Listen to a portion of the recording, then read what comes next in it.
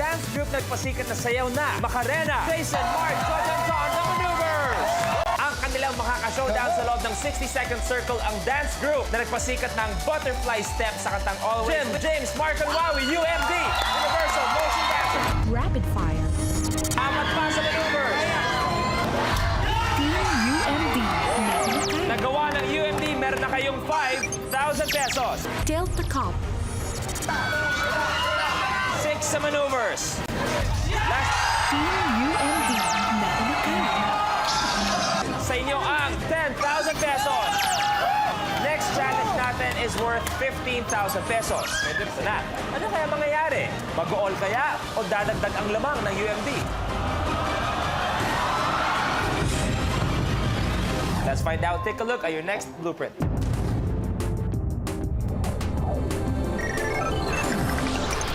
Suck it up. Hoy, sino magaling? Si Joe. Sa walang bibitaw hangin. Sa challenge na ito, magsisimula ang contestant na may subong straw. Sa pamamagitan ng pagsipsip, kailangang mailipat ang 4 na candies mula sa isang bowl at ipatong ito sa nakaabang na straw sa kabilang dulo ng stage. Okay, bago tayo magpatuloy sa ating team challenge, medyo nakikita natin lamang na ang UMD with 15,000 pesos. Maneuvers so far, wala pa. Para at least makatulong sa inyo, baka kasi nanghihina na kayo, baka nawawalan kayo ng loob. Eto, patuloy po natin. I'm a father of 2 boys, happily married. Pag hindi ako sumasayaw, tumitingin ako pasyente. Kasi isa na rin akong doktor ngayon. Nagde-design ako ng mga shirts. Jason, Kapag hindi po ako sumasayaw, happy po akong tatay ng 2 anak, tsaka taken na rin po. At ano po ako, nagpo-choreo po ako, tsaka nag-assistant director po ako sa TV commercials. At sa age yung to, kahit na sinasabi niyang matanda na raw kami, nagwe-wakeboard pa rin kami at nagbibisikleta. Ay, kasali ako dyan. Kasama ako dyan. basketball!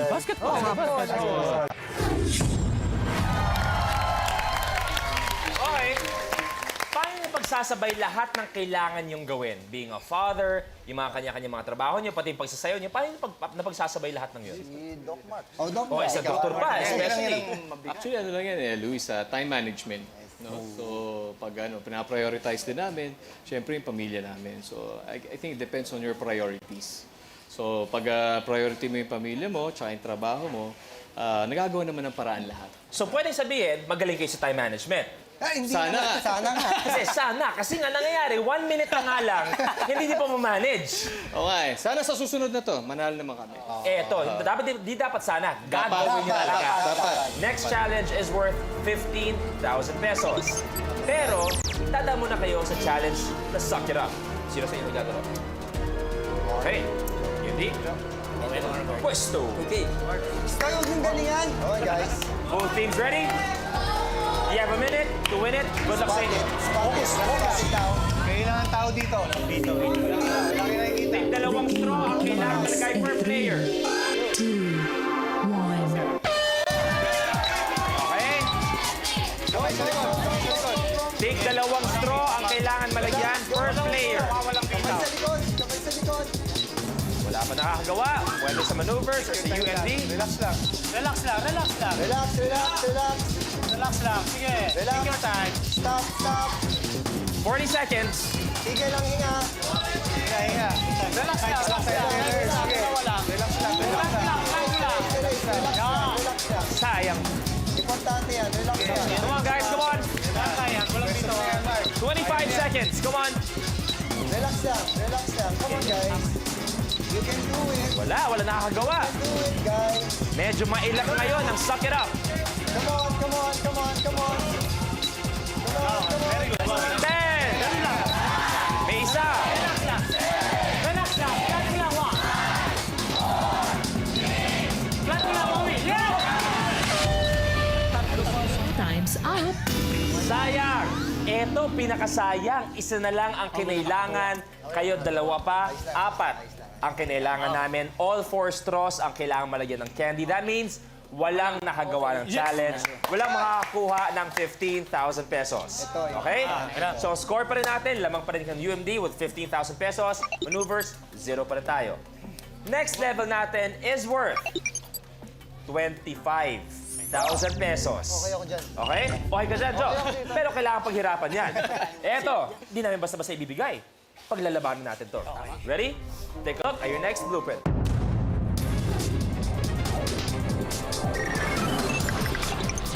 Marbles Granted. Patay na. Dito sa Minute to Win It, i-upsize natin ang larong Holland. May layo na 5 feet. Kailangan batuhin ng players ang puting ping-pong balls. Papalabas ng center hoop gamit ang mga orange ping-pong balls. This challenge is worth 25,000 pesos. So maneuvers, kailangan nyo na talaga makuha to. Okay? Kailangan na kailangan. UMD, ready? Maneuvers ready? You have a minute. Marbles Grande. Good luck. The game begins in 3, 2, 1. Go, go! Dalawa na natanggal sa UMD. Isa sa maneuvers. Dalawa na sa maneuvers. Tatlo. Last 4 sa maneuvers. Last 4 sa UMD. Last 3 sa UMD. Last 3 sa maneuvers. Last 2. Tie. UMD na umikat.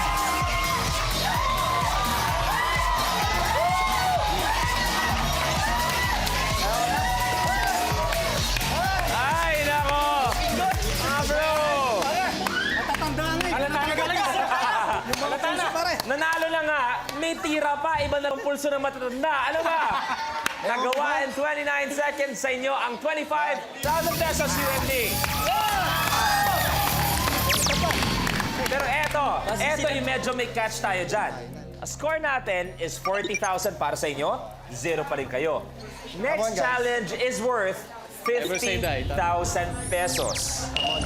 Ibig sabihin, pag kayo pa ang nakakuha ng challenge na to, kayo ang maglalaro sa Ultimate Challenge for 1 million Come on, pesos. Okay? Let's do it. Pero pag kayo naman nakakuha, Let's do it. idadagdag pa yan doon sa 40,000 nyo.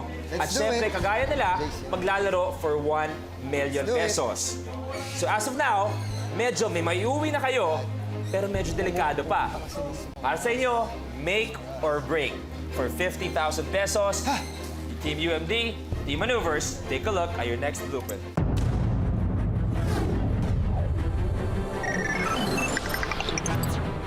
Mega Bubble.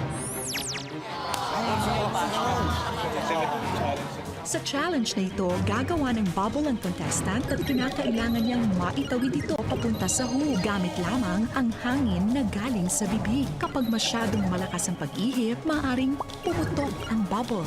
Kapag masyadong mahina naman, maaari itong pumagsak sa sahig. Dapat buo ang bubble ng 3 segundo kapag ito ay nakatawid na sa hoop. Last challenge natin will be Mega Bubble. Pair ang maglalaro at ang kailangan, 2 bubble ang mapasok sa hoop natin. Okay, this challenge is worth 50,000 pesos. Come on, guys. Sinong pair ang maglalaro for Mega Bubble? Okay, sana. Joe and Mark. Para sa UMD, Marco and Jin. Pwesto. Come on, guys. Ready? You have a minute.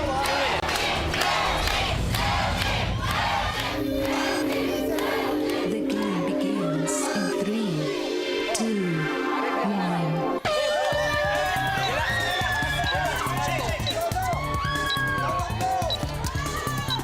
Kahit hawakan mo yan, Mark. Kahit hawakan mo yung bubbles.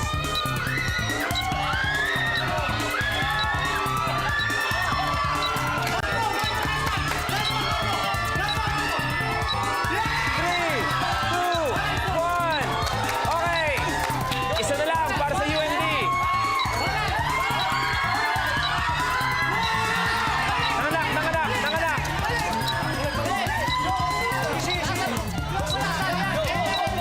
May isa na sa UND.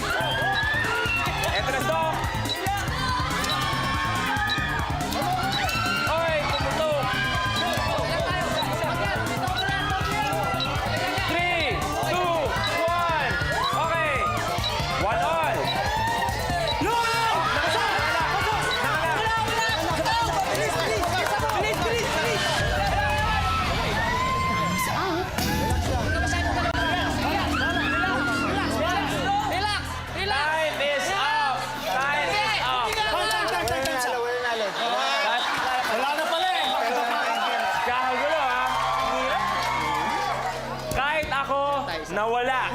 Nakalimutan kong may oras na dala ako sa laban. Nagawa pareho, 1 bubble. Ang hiningi namin, kanina akala niyo pasok na, pero sabi ko kailangan buo pa rin ng 3 seconds. Kaya kanina pag nanganganak, not counted para sa amin yon.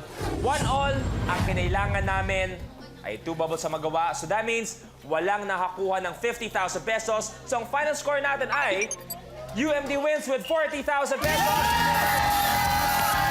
We have to say goodbye. Thank you very much. Masarap kasi, di ba, pag nagpa-practice ka, yung pressure wala. Pero pag nandoon na, kasabay mo yung kalaban mo, may pressure pala. Sabi ko nga kay John, talaga. yung iuuwi mong experience, yun ang priceless.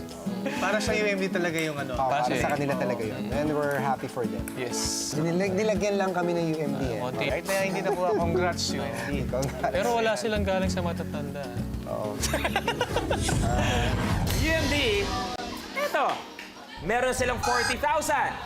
At eto, may chance pa sila maglaro for 1 million pesos. Okay, eto na. Ultimate challenge na tayo, meron pa rin tayong timer. Pero meron din tayong money tree para sa ating ultimate challenge. Pag isang nakagawa ng ultimate challenge, dagdag 100,000 pesos. Pag dalawa ang nakagawa ng ultimate challenge, dagdag 250,000 pesos. At obviously, pag tatlo nakagawa, 500,000 pesos. At pag kayong 4 nakagawa, grand prize of 1 million pesos. Apat! Kayong 4 ang kailangan makagawa ng ultimate challenge for 1 million pesos. Ready to find out? Here is your ultimate challenge blueprint.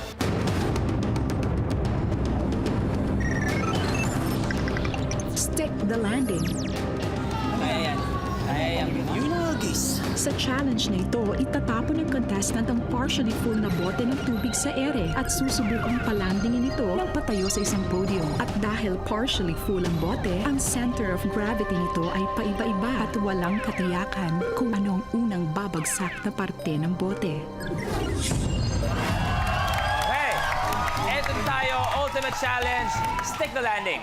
Pero bago tayo magpatuloy sa stick the landing, kaya siguro nararamdaman din natin na sobrang intense ng UMD ngayon is because they are here for a very, very special cause and for a very special person. Ito pa panoorin natin. Kaya din namin gustong manalo dito para makatulong dun sa isang kagrupo namin na nasa Dubai kasi right now, in need siya ng tulong financially because meron siyang si Norman Santos. Bali kasi meron siyang may problema sa kidney. So nagda-dialysis siya. Actually, recently lang nagkaroon kami ng charity show para sa kanya. Kasama din yung maneuvers, Street Boys, para makalikom kami ng konting pera para mapadala sa kanya. So kung sakaling papalarin kami, malaking tulong yung maibibigay namin sa kanya. Nanalo kami ng 1 million. Sa kaning 100,000. Sa amin lang. Sa amin lang. Kasi wala naman siya, nasa Dubai pa eh. Umuwi, iabot namin ng yun. Nagbibiro lang kami. Ganun kami. Ibibigay namin yan galing sa puso. Yun, buong buo. Galing sa mata, sa ilong, sa... Pero gusto namin, maiabot namin ng harap-harapan sa kanya. Umuwi ka rin. At galing din sa bato. Ibibigay namin sa Yun. For a very, very special person. At eksakto nga sabi ko, nakita ko sa Facebook, on TV, na ang ganda kasi, sabi ko nga nung opening natin, pag tinignan mo yung mga dance groups, nakikita natin kaagad, intensity, mamaya nag-aaway. Ba't parang naiiyak ka, Marco? Emotional siya pagdating kay Norman eh. Bakit? Ba't parang extra emotional ka pagdating kay Norman? Was he your best friend talaga? Isa mga pinaka-close? Tsaka syempre kasi ang tagal na namin hindi nakikita, tapos yung nalaman namin na balita, yun yung sa tagal namin hindi nagkikita, yun pa yung mababalitaan namin na pare, kailangan ko ng tulong. So si Marco yung affected na affected sa kanya. bro, iba kasi yung bonding namin talaga eh. Parang isang magkakapatid talaga na isang bahay lang kami. Minsan daig pa ang Oo, magkakapatid. daig pa. Ang magkakapatid, minsan nag-aaway-aaway pa. Pero ito, hindi kayo magkakadugo. I mean, para sa inyo, syempre. Yes. Pero nandun yung pagmamahal nyo. Okay ka lang, bro? Marco, I'm sure nanonood si Norman. Nabalitaan na nandito kayo para sa kanya. Anong sasabihin para kay Norman? Go ahead, bro. Marco, may gusto ko sabihin. Hindi. Norman, lakasan mo lang yung loob mo. Alam naman namin na matibay yung dibdib mo. Basta, alam mo naman, hindi lang kami nakasuporta sa'yo. Maneuver, Street Boys, si Jong na nag-organize ng charity show. At hindi lang yan, marami pa kapang mga kaibigan sa Dubai mismo na tumutulong sa'yo. Kaya, huwag ka mawawala ng pag-asa. Hindi pa huli ang lahat. Di ba? Tsaka lagi Dito lang kaming lahat. magdadasal, Norman, Magdadasal kasi lang. walang imposible. Maniwala ka sa akin.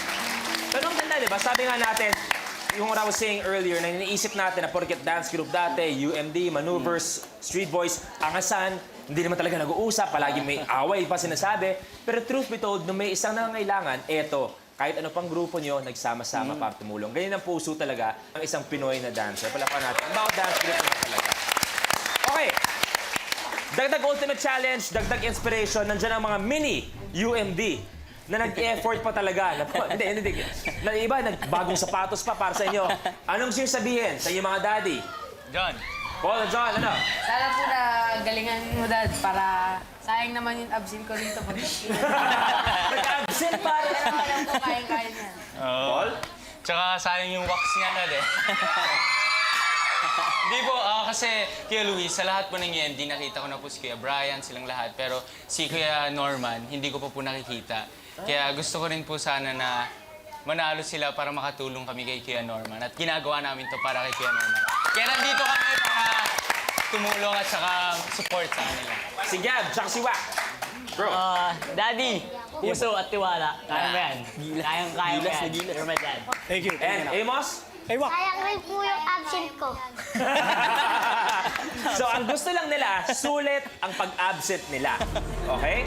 Well, pwede natin malaman kung sulit nga yan dito sa Stick the Landing. Okay? Bawat isa sa inyo, kailangan gumawa ng isang bote. Okay? So, kailangan nakatayo sa mesa. Yes, kaya yan. Hindi ready? Yes! Pwesto. Pwesto, bakawa sa dilo. Kung kayo sa kabilang mami. Tulungan natin. UMD! You ready? You have a minute to win it. Good luck.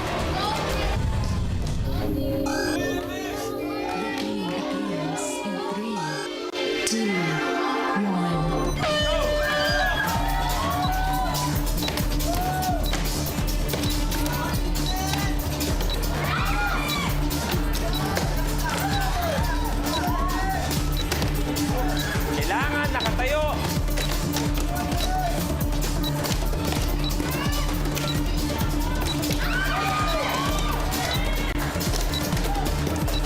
Konting asinta, konting asinta. 30 seconds. Side.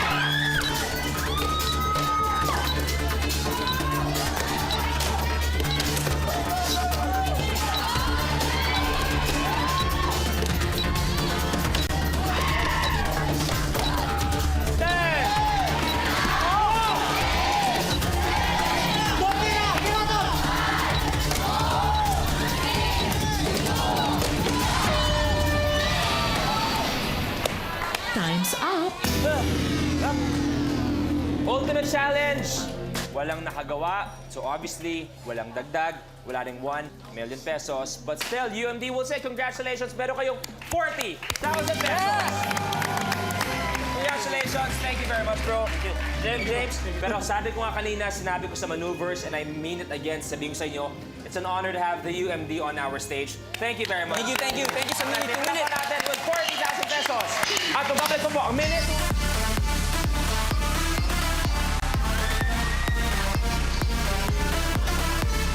Ang maglalaban-laban ngayong mga sumabak sa totoong hamon ng buhay, our first team. Naparod natin ang kanilang teleserye na totoong buhay ng Pinoy Big Brother Housemates Batch 1. Please welcome Rico Barrera, Francen Fajardo, Say Alonso, and PBB Grand Winner, Nene Tamayo.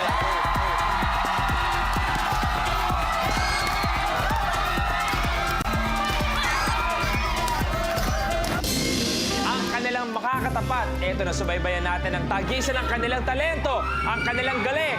Are you in or out? Star Circle Questers Batch 1. Joseph Bitancol, Rafael Martinez, Jonas Gumoa, and Melissa Rich.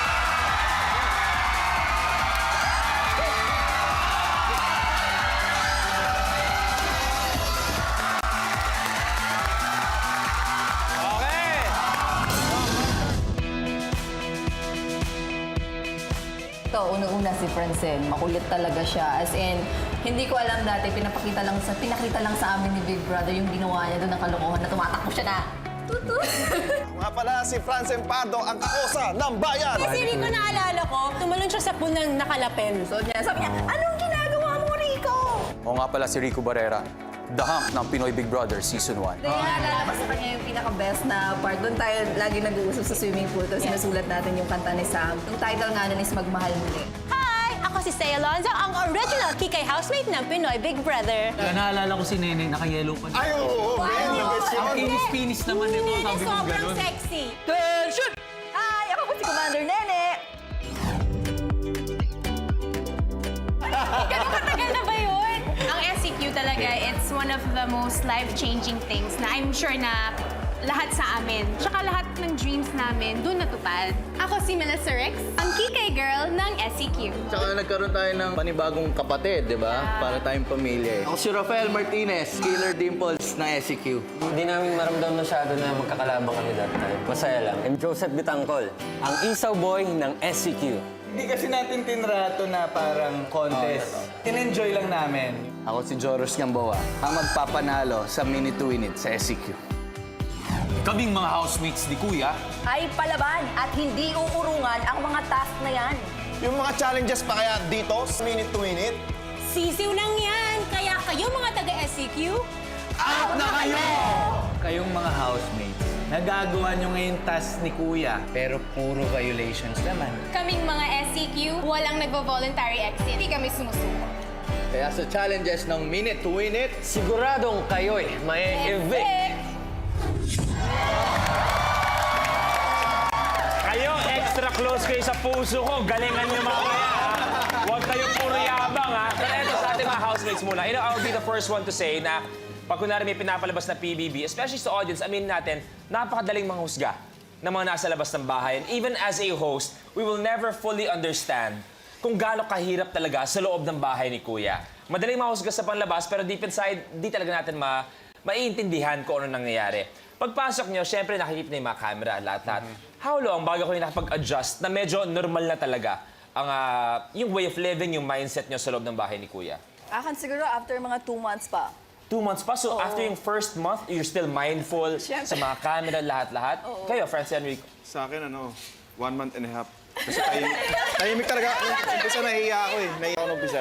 Pero nung huli na, okay na. Parang normal na. Hindi na ako nahihiya sa camera. So, pwede sabihin na based on your experience, siguro nagiging mas totoo ang housemates after siguro mga 1 month or a month and a half. Parang ano eh, kasi nandyan lang siya eh, makikita mo siya palagi, pero after a few days, hindi mo na siya papansinin. Titignan mo siya, pero parang wala na rin siya dyan. Yeah, okay. Eto.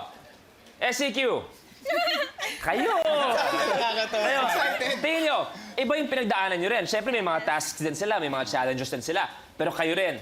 Ano tingin nyo magiging lamang nyo ngayong umaga versus sa housemates? sanay kaming laitin ng mga judges. Matibay. Matibay. Walang hiya kami. Kaba, kung usapan kaba, tingin nyo, nakakaramdam pa kayo ng kaba o medyo mas buo na ang loob nyo? Hindi, 10 years ago, tinuruan kami ng host namin na maging matatag. Yun ang pwede niyo sabihin. Seryoso. Seryoso ha, kaya kong sabihin.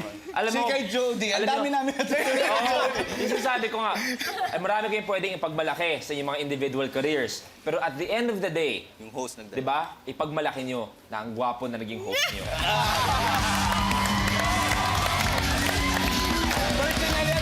Natutunan din sa host na yan. Alam mo, Joros, nung naging SEQ tayo, kuya na yung tawag ko sa'yo. No? Di ba? Kuya na yung tawag ko sa'yo. Pero sinong mananaig ngayong umaga? Questers or housemates?